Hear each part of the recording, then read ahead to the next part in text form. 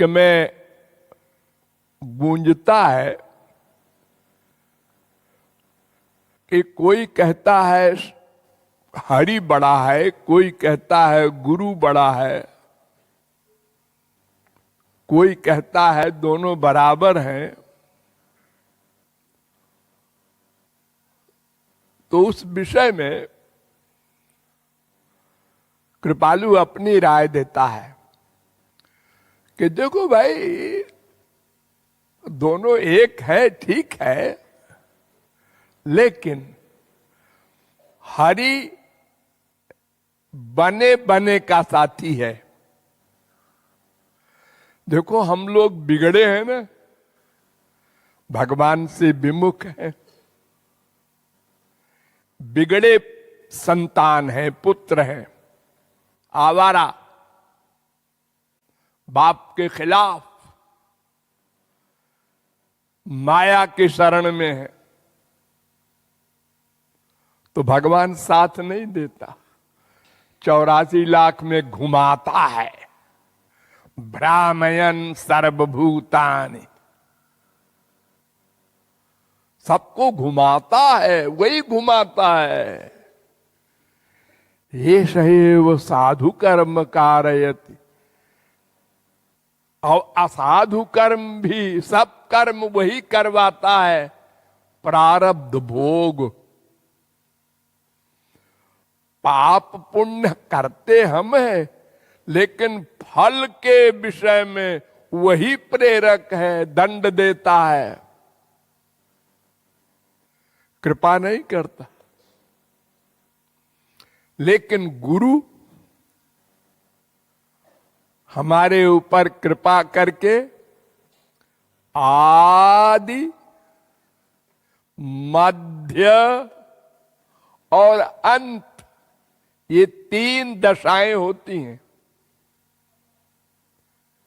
तीनों को बना देता है। आदि में क्या बना देता है? हमको बताता है, थियरी की नॉलेज कराता है कि तुम कहां गलती कर रहे हो। देखो, तुम जहां जा रहे हो वहां तुमको तुम्हारी चीज नहीं मिलेगी। अबाउट टर्न हो जाओ, इधर चलो। ये प्रत्यक्ष आकर हमको समझाता है। किसी को आज तक भगवान ने प्रत्यक्ष आकर नहीं समझाया, रिकॉर्ड है। ये महापुरुष ही समझाता है हमको कि तुम गलती पर हो, तुम जहां जा रहे हो वहां चप्पल जूते ही मिलेंगे, लौट जाओ। अनेक प्रकार से समझाता है। और मध्य क्या, कि जब हम चलने लगते हैं भगवान की ओर, तो पुरानी आदतें हमारी जो खराब हैं, यानी मन संसार में जाता है, ये तमाम डिस्टरबेंस होते हैं, तो वो हमारे साथ बैठकर साधना कराता है। यानी वो स्टूडेंट बन जाता है प्रोफेसर होकर भी। हमारा मध्य भी बना देता है। देखो, ऐसे बैठो और रूप ध्यान करो,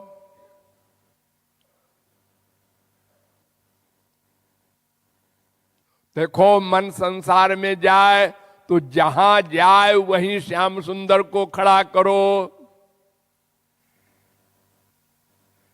ये मध्य में हमारी हेल्प करता है। और जब हमारा अंतःकरण शुद्ध हो जाता है, तो अंत में भी वही स्वरूप शक्ति देकर अंतःकरण को दिव्य करता है, और वही दिव्य प्रेम दान भी करता है, वही भगवान के दर्शन भी कराता है। यानी ए से लेकर जेड तक, प्रारंभ से अंत तक गुरु ही हमारी सेवा करता है। पात्र बनाने का सारा काम, मेहनत हम उस महापुरुष पर दुर्भावना करते हैं, बार बार अपराध करते हैं, वो जानता हुआ भी क्षमा करता रहता है। बच्चा है, ठीक हो जाएगा, फिर चलो माफ कर दो। फिर अपराध किया उसने। जो गुरु उसके पीछे पड़ा है कल्याण के लिए, उसी के प्रति अपराध कर रहा है। गुरु जी लालची है, ये तो पैसे के साथी है। ये 1000 बार सोचा हम लोगों ने, कितना बड़ा अपराध है कि ये सृष्टि भगवान की, तुम नंगे आए, तुम्हारे पास जो संपत्ति है वो भगवान की तो है। वो भगवान जो संत के पीछे पीछे भागता है, अगर उसने तुम्हारी कुछ संपत्ति अपनी सेवा में, वो भी तुम्हारे कल्याण के लिए ले ली, तो अपना सौभाग्य न मानकर ये सोच रहे हो गुरु जी को पैसा चाहिए। हाँ, उसने पैसा दे दिया तो उसके लिए रियायत है। ये बार बार बार बार अपराध करते हैं हम लोग, रोज करते हैं। जरा भी लज्जा नहीं आती कि अपराध एक बार कर ले आदमी तो फील करे, दोबारा न करे। फिर अपराध, फिर अपराध, नामापराध, जिससे बड़ा कोई पाप न हो वो करते हैं हम लोग। अब आशा करते हैं भगवत प्राप्ति तो कराए नहीं गुरु जी ने। अरे जो गुरु जी तुम्हारा इतना अपमान सह रहे हैं, उनके प्रति तुम अभी शरणागत भी नहीं हुए। तुमको जिस दिन ये फीलिंग होगी, अरे हमसे कुछ मांगा उसने, जिसके पीछे पीछे भगवान चलते हैं, हमसे मांगा, दरिद्री से, कितने भाग्य हैं हमारे। जिस दिन ये सोचेंगे हम, समझ लो अब गुरु की शरणागति प्रारंभ हुई। लेकिन हम लोग कुत्ते की पूंछ है, पूंछ दबाए रहो तो सीधी है, छोड़ दे हो गई वैसे, 1 सेकंड में वही के वही पहुंच जाते हैं हम लोग। अपना सुधार करते ही नहीं, फिर भी वो पीछे पड़ा है। ऐसे संत लोग पीछे पड़ते हैं हमारे, तब हम थोड़ा सा मुड़ते हैं।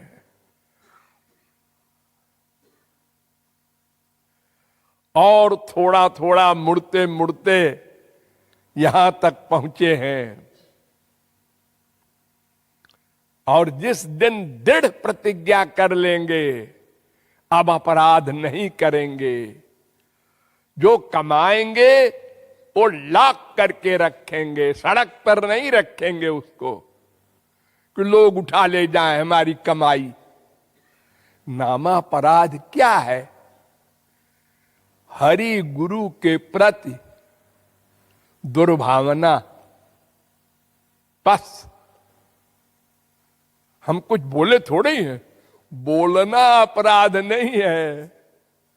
हजारों गाली देती हैं गोपियां, वो अपराध नहीं है। सोचना अपराध है, दुर्भावना अपराध है। मन से चिंतन करना विपरीत। शरणागति का लक्षण बताया है, अनुकूल्यस्य संकल्पा प्रातिकूल्यस्य वर्जनम।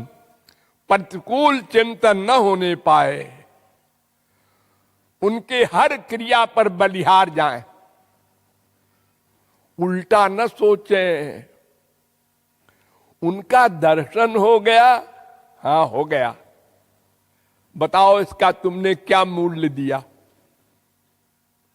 एक प्राइम मिनिस्टर जो घोर पापात्मा है, अगर वो तुम्हारे घर पर आ जाए तो तुम बलिहार जाते हो, चिल्लाते फिरते हो, है कलेक्टर फलक्टर मेरे सामने क्या है, प्राइम मिनिस्टर आया था मेरे घर। और गुरु को तुम इतना भी महत्व नहीं देते। आ गए थे, दर्शन हो गए थे, वो हमसे बोले ओले नहीं, बोले तो थे थोड़ी देर, फिर के बाद चले गए, 10 मिनट भी नहीं रुके। 10 मिनट रुके तो थे, लेकिन जो मैंने कहा ये खा लो वो खा लो, कुछ खाया नहीं।